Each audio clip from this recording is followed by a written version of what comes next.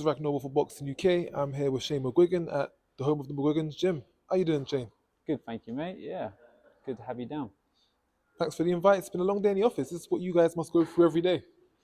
It is what I unfortunately have to go for every day, getting bashed about by all these like hard punching cruiserweights and lightweights and female fighters as well. So but it's good. They're all getting better, hopefully. I see you doing the rounds today.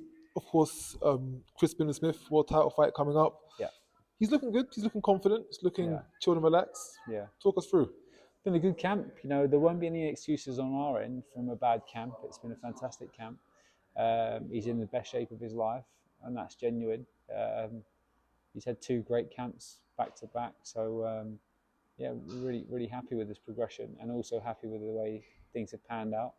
And it's just literally finals weeks now, and then roll into fight week. So huge night for him. 15,000 seats have been sold. There might be another 1,000 apparently. That's gonna get cleared up before the 27th as well. So yeah, I mean, if you just said this to me whenever he joined the gym in 2017, that, you know, when I actually had him down the gym originally sparring David Hay and Cole, George Groves at 2015, and then he turned pro in 2017, and now 5 years later, he's fighting for a world title, headline on Sky Sports at home, and he's British Commonwealth and European champion. It's a pretty big achievement. So yeah, happy with the progression. It's been a success story, definitely to highlight. Of course, he's still learning, still developing fighting, as you've said. Mm-hmm. Do you feel that you've seen the best version of Lawrence Okolie so far in the ring, or do you feel that Sugar Hill could potentially add to him to make him a fuller article? I mean, I'm not too sure. Sugar Hill's got his own ways, and he's probably got reasons for his own ways. But I've worked with Lawrence for quite a long time. I know what he does really well, and that's the thing. It's like they've done 200 rounds plus together, and if you look at Lawrence Okolie coming through the doors and he's world champion, and you can't really see why he's world champion, it's a bit of a shock, to be honest, because he's 6'5", he's got physicality, 6'9" reach, can punch with either hand. You know, he needs a little bit of tidying up sometimes. He overshoots some shots, but he can't be changed because he's 30 years of age. And if you spend time molding him into the style that you like to teach, I don't necessarily think it's the right way to do it. But everyone has their reasons. But I think the best Lawrence was in our gym, so we're preparing for that version because that's still ingrained in his mind. You know what shots he needs to throw. And look, they know each other well, and that's going to make for a more exciting fight because they know that where Lawrence gets success, Chris knows he can't linger in that range. Lawrence as well knows where Chris gets success, so he has to be alert in that range. So it's going to be an exciting fight. Just talking to another fighter who you've been graining things into, I see Adam Azim looking extremely sharp on the pads. Of course, Yeah. he's out 10th of June, 22 and 1 opponent. Yeah. What are you looking to see from Adam on that night? What are we hoping to get out of that fight? It's a big step up, you know. It's against the guy, and look, you know, we obviously manage and look after him, but it is a big step up, and that just shows how confident we are with Adam Azim, how good this kid is. He's fighting a Ukrainian guy that's only had 1 loss, and it was a points loss. So, yeah, he's good. He's good all rounder. This guy is not.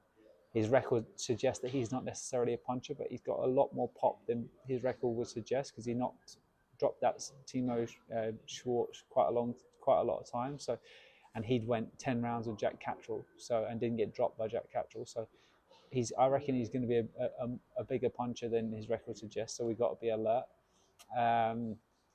But it's a fight that, you know, stylistically, it's going to make Adam look good, and it also gives him a really good ranking in the EBU, and just globally, really. It's just another progression and another learning fight, different style.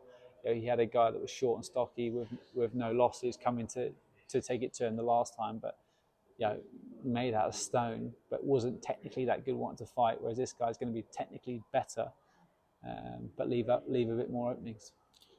What is the plan for Adam Azim? You did just mention a European ranking.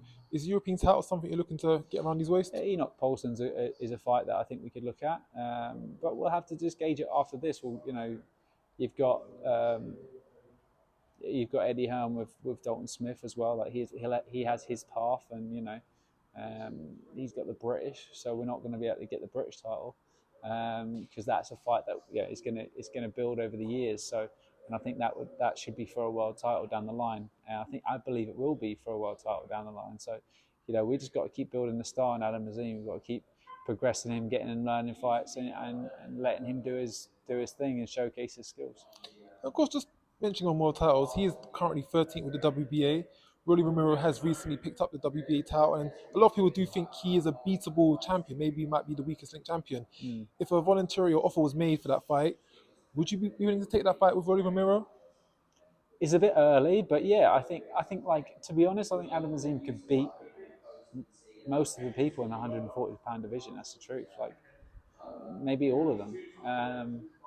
It's just not yet. He could do it over 6 to 8, and he probably could do it over 12. It's just, why risk it? He's 20 years of age. Yeah, we need to match him right and manage him well, and just get that slight gradual increase of opposition each time. So, we're not in a rush, but we are willing to move on quick.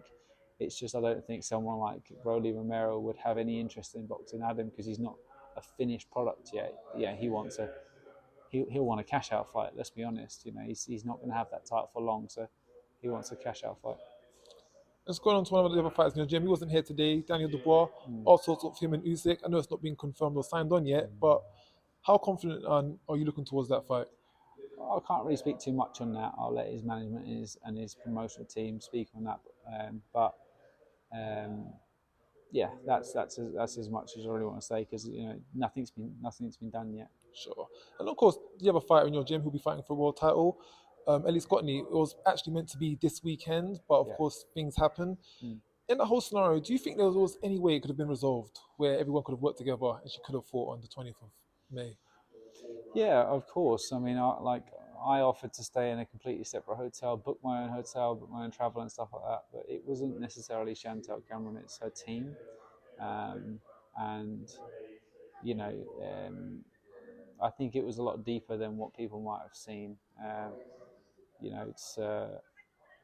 also think Eddie asked Chantel to make a statement. Eddie asked Ellie Scotney to ring Chantel. She rang Chantel. Then he said, "Oh, well, she's not budging. Ellie, you should make a statement." Then Ellie put a statement out, and Eddie just sat there and let it all unfold. He should have been the person that was at the front, making the statements or telling the fighters what to do, because he's the promoter. So, he didn't do that. He said, "Oh, Ellie, you put it out," and then Chantel, rightfully so, had to make a counter statement.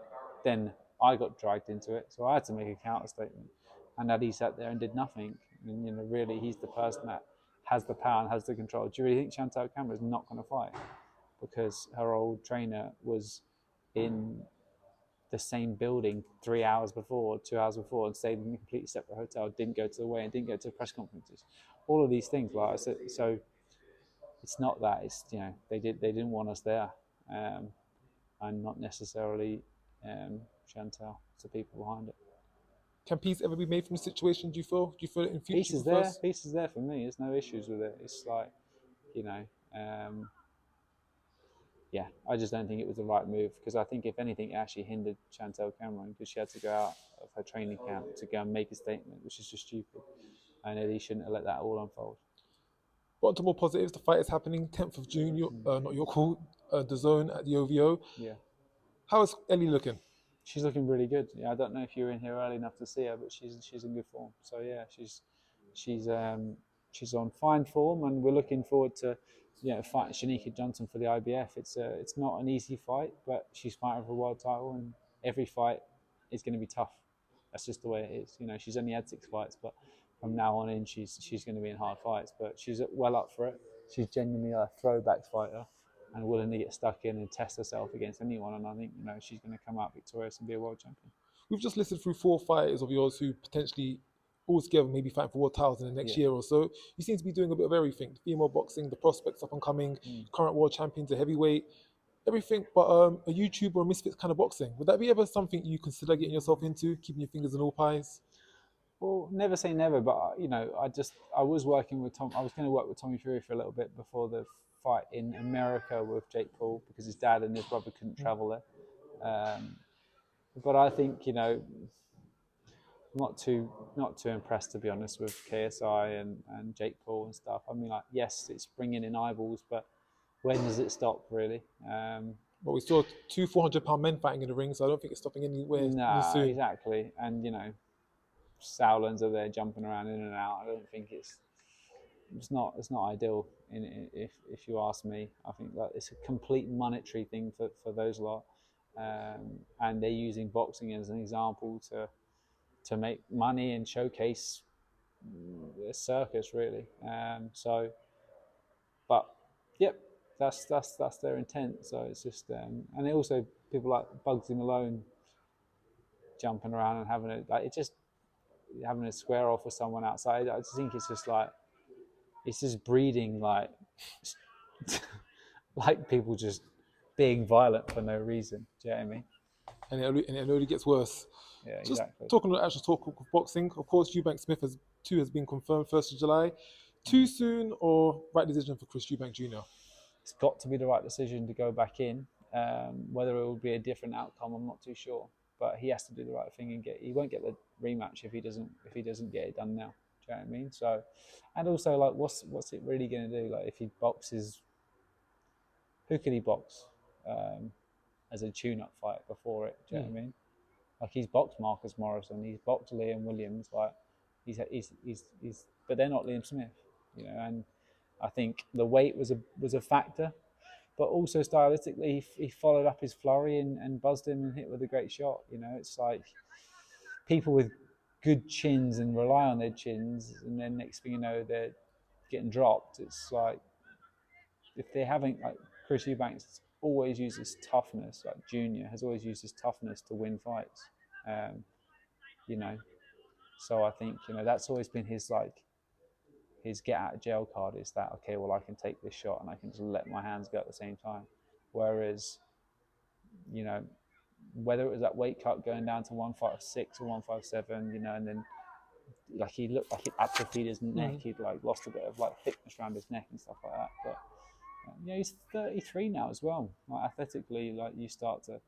I'm 34. I feel like I'm 50. So it's just you don't stay young for long, and it's a young man's game. So if he fights and trains like a young man, and it's just it could all just slide away from it. With, of course, his coach Rowan Jones in his corner. Can he win the rematch? He can win the rematch, yeah. I don't think it really matters if Roy Jones is in the corner or not. I think Chris Eubanks himself, what he does is, he needs to get back to, using his jab and not pulling his jab and not being loose. He was much better when he was more compact. I don't think anyone can tell him what to do, though, and I think that's maybe where he's gonna come unstuck again. And lastly, going on to the bigger boys of the division, the heavyweights. There's been a lot of talks about a four-way fantasy fight in Saudi Arabia. Sounds a bit too good to be true, and in boxing, most times when it sounds too good to be true, that's not actually going to be what's going to happen. Yeah. What are your thoughts on that? If anyone can get it done, it's probably out in Saudi Arabia because the budget's so high. Most of the time these things come down to someone wanting more. And if there's an unlimited amount of pool of money, well, there's no really excuse to say there's more in it, because they can just manage to gather it from somewhere else. So, and then it will be down to do you really want the fight or not? So it'll be interesting to see who turns up for that tournament. But yeah, I think it's a great idea. I think Wilder's a dark horse in that one as well, because he's such an explosive puncher. Tyson Fury's got his number, but he still had success in all three fights. Maybe not as much in the second one, but had a lot more success in the third one. So that proves that he's getting a bit better, and he's working on different aspects of his game. He relied on his power for far too long, and maybe those losses taught him something. It'd be interesting to see how Usyk does with different style as well. So yeah, I'd definitely be tuning in. And lastly, just on a former fighter of yours, Josh Taylor versus Teofimo Lopez.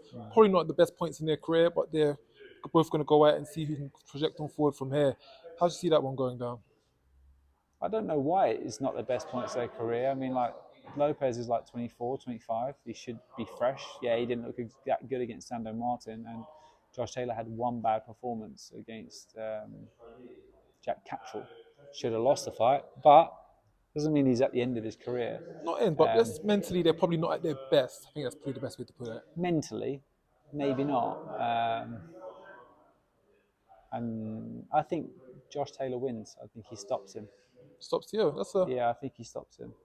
But he could walk onto a great shot because Josh he's got a good chin and he's got good hand defenses, but he can be hurt.